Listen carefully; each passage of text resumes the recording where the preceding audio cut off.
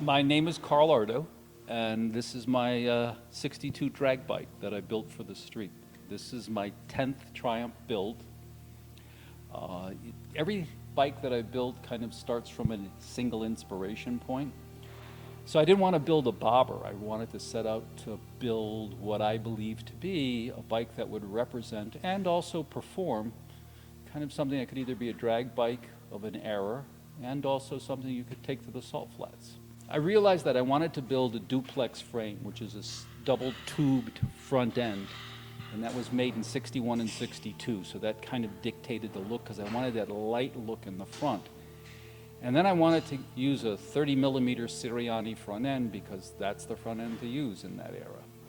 And that began to allow the bike to show itself to me.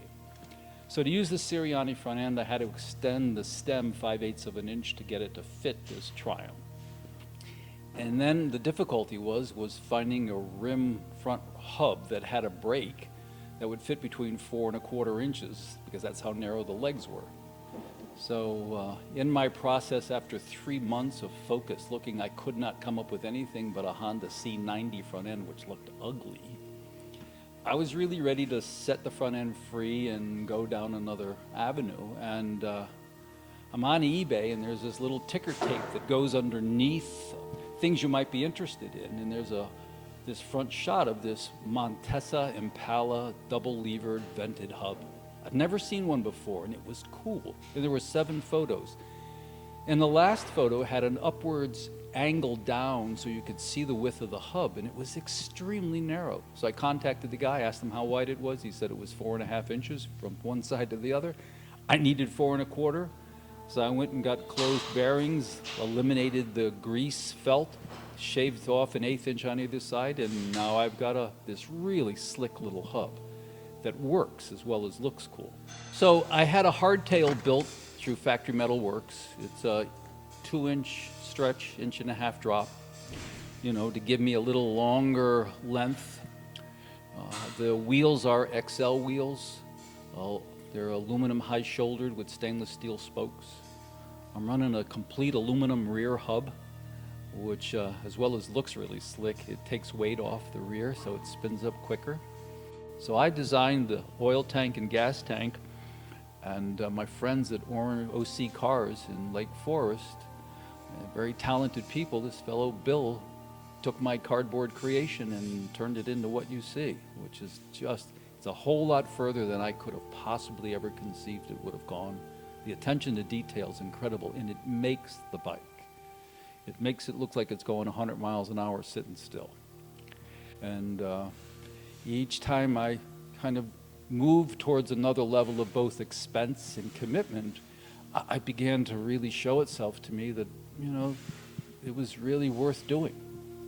I used the 62, the frame's a 62, the engine cases are a 62, but it's not a matching numbers bike. So I found a set of cases, I put a 64 crank, 650, I lightened it, so it's only 17 pounds instead of the 20 pounds it should be, and then had it balanced to 68%, if I recall. I'm old, so sometimes I make mistakes. And then what I did was I used 1970 cylinder heads, Bonneville head. So as far as this bike, the goal was to make it light. So I have aluminum handlebars, it's got the aluminum tank, and I didn't even want to paint the tank or put a clear coat because everything else you introduce it has a weight factor. So I just wanted to kind of keep that in the forefront of my theme. So it's been sanded with 380 paper, the aluminum tank, the oil tank, I'm going to get up, is vented with holes. So it basically has the air-cooled feature that cooling the oil, because the oil is the thing that cools the bike, but it also is the hole theme. So I've got holes in the seat, holes in the oil tank, holes in my primary case. I have a Bob Newby belt drive, which is a lightened belt drive for racing. I've got these great megaphone exhaust pipes, and then when I put baffles in them, the exhaust pipes coming off the header is 1.75 inches. The baffles in the megaphones are 2 inches, so I have less restriction. They're 12 inches long, and they sound really deep. They have a very respectable sound as a bike if you drive through a neighborhood, but when you open up the throttle, it it just changes everything.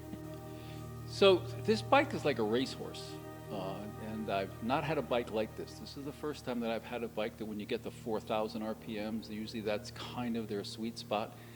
This wants to go faster. This is not happy going 4 grand. And each time you kind of move into that doorway, it just continues to want more. So I've got about 250 miles on the engine. So it's kind of broken in, but not broken in enough that I'm going to go twist it and see really what's in there. But what it's revealed to myself is that, yeah, I've built something that I'm really happy, both in aesthetics as well as performance.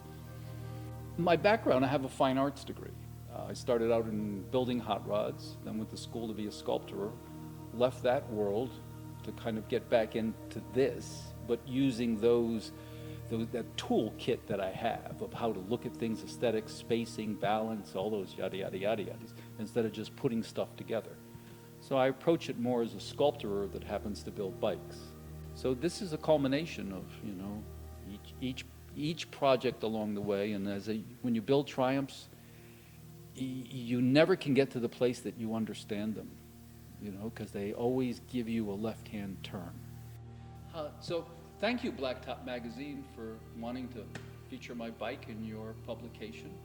It's really good to know you and your efforts and what you do, and I'm flattered.